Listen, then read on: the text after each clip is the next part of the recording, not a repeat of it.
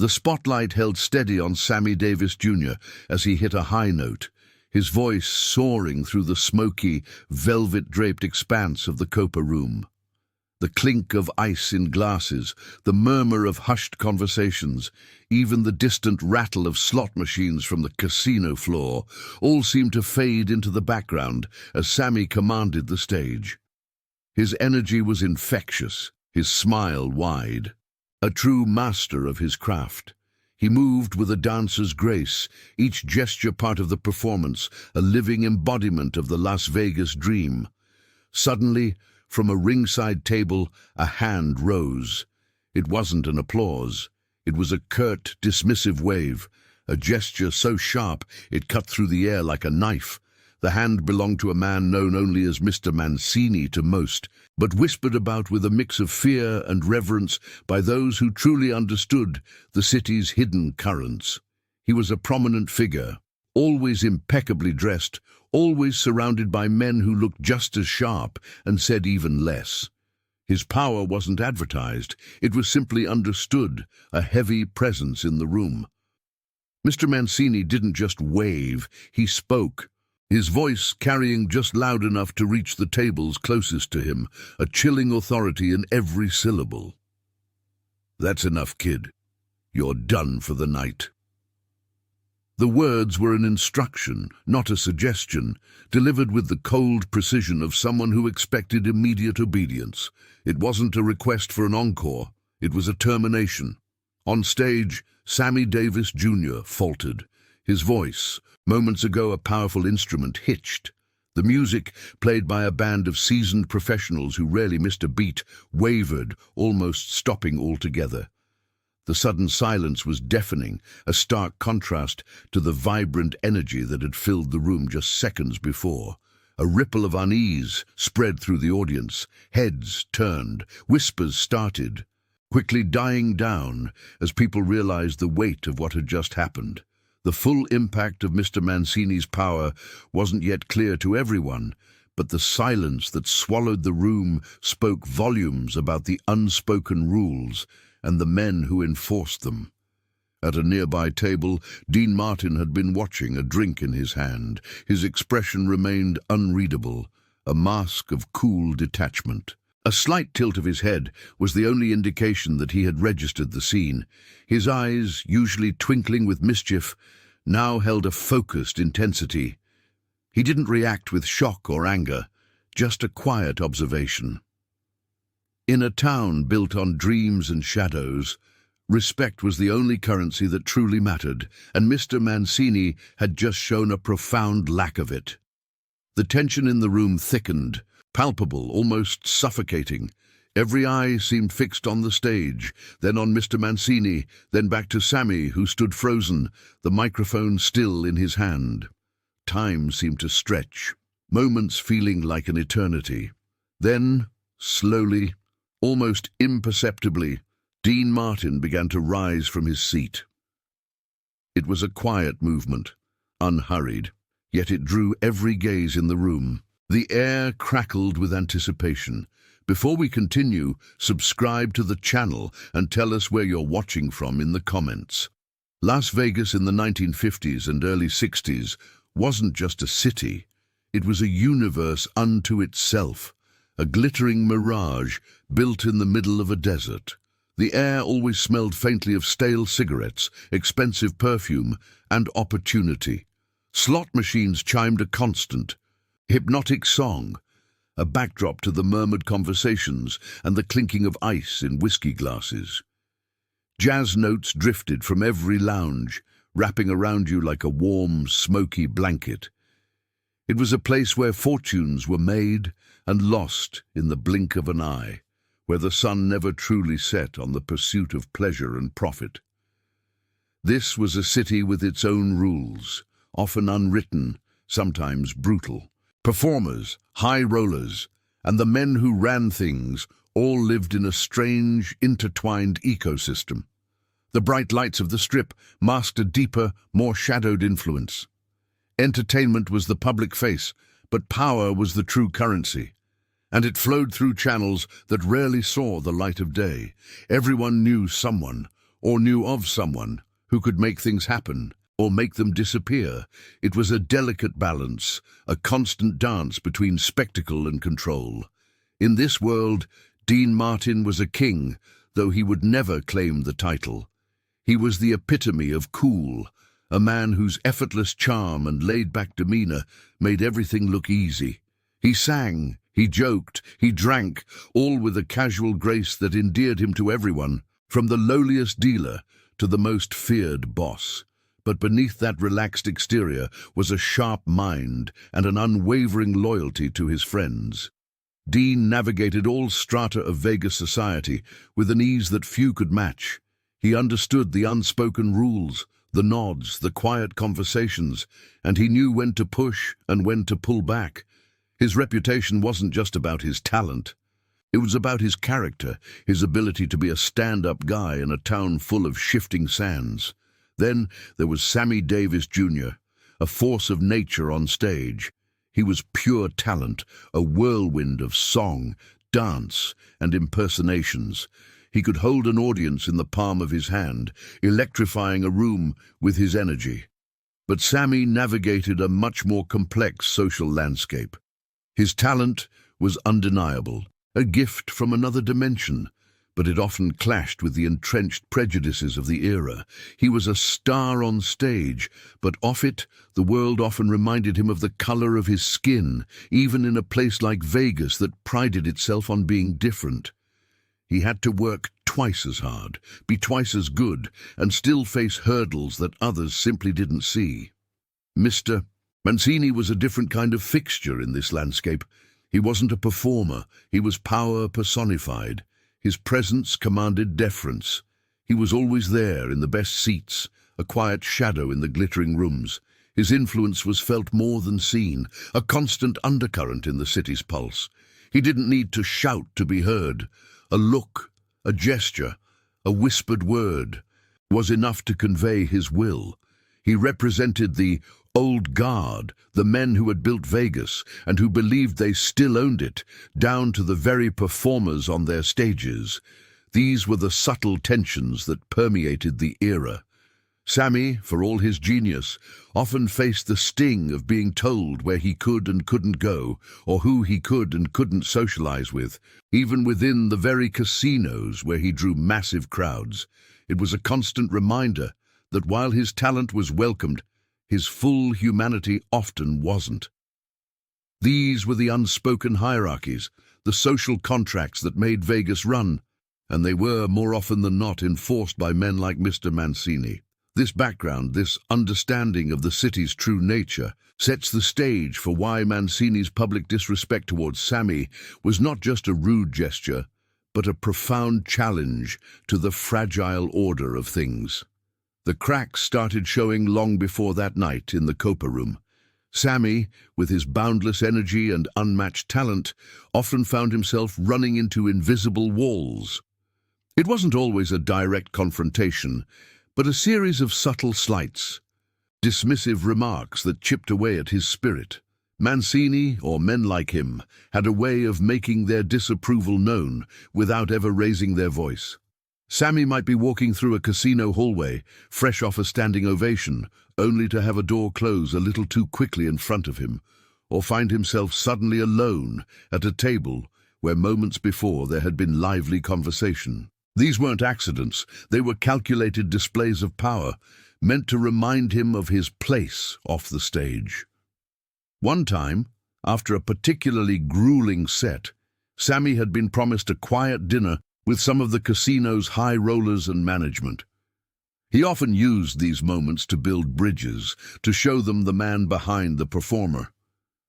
He arrived, dressed impeccably, only to find the table already full. A junior manager, looking uncomfortable, mumbled something about a miscommunication and suggested a quiet table in the back. Mancini was at the main table, a faint, almost imperceptible smirk on his face. It was a small thing, easily brushed off by many, but for Sammy, it was another reminder that his extraordinary talent didn't always grant him ordinary respect. Promises, especially those regarding social inclusion or booking flexibility, often seemed to quietly rescinded or simply ignored when it came to him. The excuse was always vague, attributed to unwritten rules or scheduling conflicts, but the underlying message was clear, and it always seemed to lead back to the silent influence of men like Mancini. Beyond these subtle slights, there was the constant psychological pressure. Sammy was expected to be the entertainer, the showman, but not necessarily an equal. He could perform for them, but he couldn't necessarily dine with them or relax in certain areas of the casino. There was an unspoken expectation for him to know his place once the curtain fell. This could mean being excluded from after-show gatherings that were standard for other headliners, or being made to feel unwelcome in specific, more exclusive lounges within the very venues where he was the star attraction. It was a constant dance, a delicate balance of delivering an unforgettable performance while navigating a social landscape that often sought to diminish him. These were not isolated incidents. They were recurring patterns, a steady drip of emotional wear and tear. Each slight, each dismissive glance, each ignored promise built up, creating a heavy burden. It wasn't a single dramatic moment of abuse, but a cumulative pressure that slowly, almost imperceptibly, took its toll. It was the weight of constantly proving himself, not just as an artist, but as a human being deserving of basic dignity. Mancini's actions in the Copa Room that night weren't a sudden outburst. They were the culmination of this long-standing power dynamic, a public display of disrespect that had been brewing in smaller, quieter ways for years. Dean Martin, with his keen eye for human nature, observed these patterns. He saw the subtle injustices, the quiet indignities that Sammy faced. He wouldn't intervene in every small instance. That wasn't his way, and sometimes direct intervention could make things worse. But he watched. He understood the unspoken rules of Vegas, and he recognized the constant struggle Sammy endured. Dean's observations weren't just passive, they were a growing awareness, a quiet build-up of understanding about the unfairness of it all. He saw the toll it took, even on someone as resilient and brilliant as Sammy. He recognized that one day this simmering tension would boil over, and when it did, a line would have to be drawn. The atmosphere in the Copa Room, and indeed across Vegas, became increasingly charged in the weeks leading up to that fateful night. It wasn't just the usual buzz of money and entertainment. There was an undercurrent, a tension that even the brightest neon lights couldn't quite mask. You could feel it in the air, a silent hum of unspoken conflict. Hushed conversations became more frequent among the Rat Pack and other performers. They'd gather in dressing rooms or at a quiet corner of a bar after a show, talking about the growing boldness of figures like Mancini. The pressure on artists, especially those who weren't white, was getting heavier. There was a mix of concern and frustration in their voices, but also a sense of resignation. They knew how things worked in Vegas. You performed, you smiled, you made money, and you tried not to rock the boat too much. But the boat was definitely rocking. These discussions were never loud or confrontational. They were filled with knowing glances and clipped sentences, everyone understanding the unspoken threats that lingered in the background. Performers were under immense pressure to maintain a delicate balance. They had to please their audiences, of course, but also placate the powerful figures who held the real sway in the city. Upholding their own dignity often felt like walking a tightrope over a very deep canyon. The unspoken threat of career repercussions, of suddenly finding yourself without a gig or blacklisted from certain venues, hung heavy over everyone's heads. It wasn't just about losing a job. It was about losing everything in a town that could be incredibly unforgiving. Other casino owners, managers, even regular patrons witnessed this escalating tension. You could see the subtle judgments and hear the whispers. People saw what was happening, the way Mancini and his kind were pushing boundaries, but most were too afraid or unwilling to speak out. Mancini's authority was too great, his reach too long. It was easier to look away, to pretend not to notice, than to risk attracting his attention. The silent agreement to let things slide only fueled his sense of untouchability. Through it all, Sammy Davis Jr. continued to perform. He was a force of nature on stage, a dynamo of talent and energy, but offstage, the constant undercurrent of disrespect was taking its toll. The narrator saw it in his eyes, in the way he sometimes slumped in his chair in the dressing room after a show. The usual sparkle dimmed. There were moments of quiet frustration, when a small comment or a dismissive gesture would hit him hard. He never let it show on stage, but the emotional cost was adding up. It wasn't just about being tired from performing, it was a deeper fatigue, a weariness of the spirit that came from constantly having to fight for basic human respect. The city itself seemed to mirror this psychological weight. The neon lights, usually so glamorous and inviting, sometimes felt less like a beacon and more like a harsh glare, exposing the raw edges of the city. The constant din of the casino, the clinking of coins, the chatter of voices, which usually provided a vibrant soundtrack, could become oppressive, a relentless noise that offered no escape. Even the smoke-filled air, a signature of Vegas, felt heavier, thicker, as if the city itself was holding its breath, waiting for something to break. Everything felt poised on an edge, the tension building with every passing day, leading inevitably to that night in the Copa room. The moment Mancini's hand dropped, a collective gasp rippled through the Copa room. The music, which had almost stopped, now felt thin and fragile, barely holding itself together. Sammy, frozen mid-motion, looked less like a performer and more like a statue carved from disbelief. It was a silence that screamed louder than any shout, a silence that everyone understood. This wasn't just about a missed note or a flubbed line. This was about power, about a public humiliation designed to put someone in their place. Dean Martin, who had been watching from his table near the stage, moved. He didn't jump up or make a show of it. He rose slowly, smoothly, like a man simply stretching his legs after a long set. His jacket remained unbuttoned, his tie still perfectly straight. There was no anger in his stride, no rush, just a calm, almost casual walk towards Mancini's ringside table. Every eye in the room, from the high rollers to the waitstaff, followed him. The tension, already thick, became almost unbearable. You could hear the clink of ice in a glass, the soft shuffle of a shoe on the carpet, every small sound magnified in the sudden quiet. He reached Mancini's table. Mancini, still sitting, looked up at Dean, a slight smirk playing on his lips, as if challenging him to speak. Dean didn't lean over dramatically. He just brought his face close enough so that their conversation, if there was one, would be private.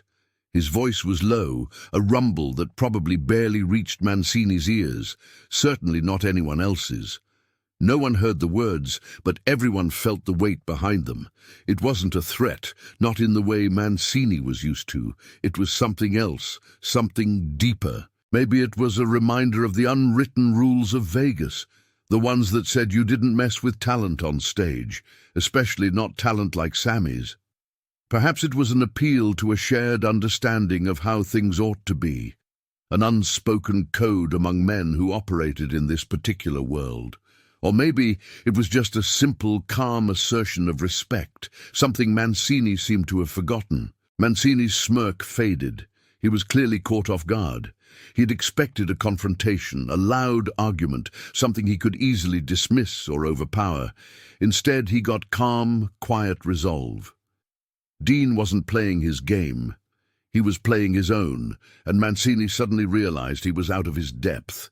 The power he usually wielded, the fear he inspired, seemed to dissipate in the face of Dean's unwavering composure. The public nature of the interaction, with every eye glued to them, made it worse for Mancini. He couldn't lash out, couldn't make a scene without losing face himself. He was trapped in a quiet corner, exposed.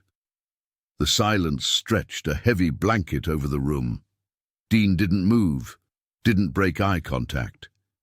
He just stood there, a quiet force, letting the moment hang.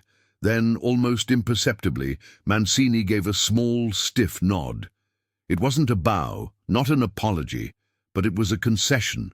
He pushed his chair back, stood up without a word, and with a barely noticeable gesture to his men, turned and walked out of the Copa room. His entourage, a shadow of men, followed him, leaving behind a sudden void at the ringside table. The air seemed to lighten, almost physically.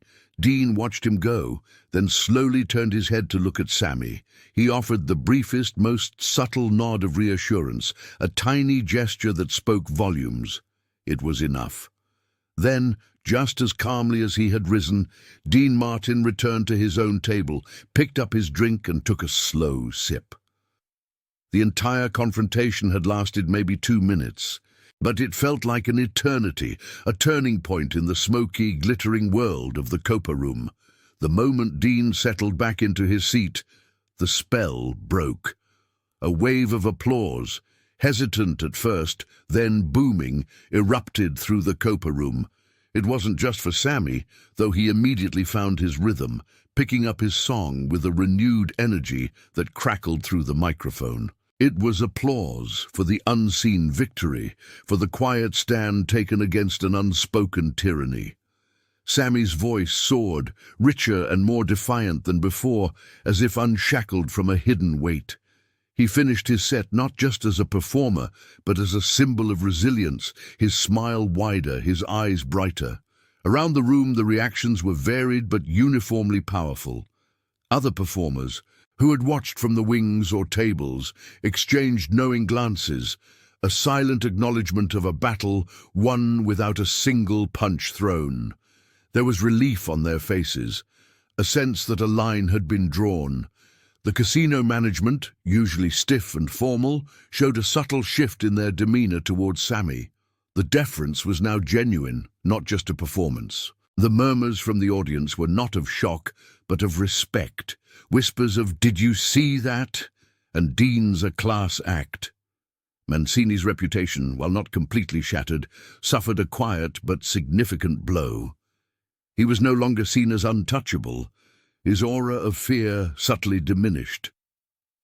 The incident, witnessed by so many, became an instant legend, whispered in hushed tones in backrooms and at discreet card tables. It wasn't just that he had been asked to leave, it was how he had been asked, by whom, and the quiet, undeniable authority that had compelled his retreat. His influence, particularly in the social circles where image and respect were paramount, began to wane. He had shown a weakness, a vulnerability to a different kind of power. Sammy Davis Jr., already a star, rose to even greater heights after that night. The incident, far from being a setback, became a defining moment. It proved his strength, his talent, and the unwavering loyalty of his friends. He performed with an even deeper conviction, his artistry imbued with the silent triumph of dignity. Dean Martin's actions solidified his iconic status, not just as a performer, but as a man of profound integrity. He was the king of cool, not just for his effortless charm, but for his quiet courage, his willingness to stand up for what was right, valuing respect above all else. His intervention was a testament to the fact that true power didn't come from intimidation, but from an unshakable moral compass. In the smoky, glittering world of Las Vegas, where appearances often mask deeper truths, that night in the Copa room became a powerful, intimate reflection on the true meaning of respect and dignity. It showed that even in a place dominated by money and influence, there were still unwritten rules, codes of conduct, and individuals who upheld them. The incident transcended a simple disagreement. It became a story of moral courage, a quiet heroism that left a lasting impact. The enduring legacy of Dean Martin and Sammy Davis Jr., and indeed the entire Rat Pack, isn't just about their incredible talent or their legendary performances. It's also about the moments when they stood for something larger than themselves, when they used their platform, their influence, not for personal gain, but to champion fairness and respect. That night, Dean Martin didn't just defend a friend, he defended a principle. He reminded everyone that true power lies not in the ability to intimidate, but in the unwavering commitment to what is right, even in the most challenging of environments. It was a lesson etched into the very fabric of old Vegas, a story that continues to resonate, reminding us that some battles are won not with noise, but with quiet, resolute strength.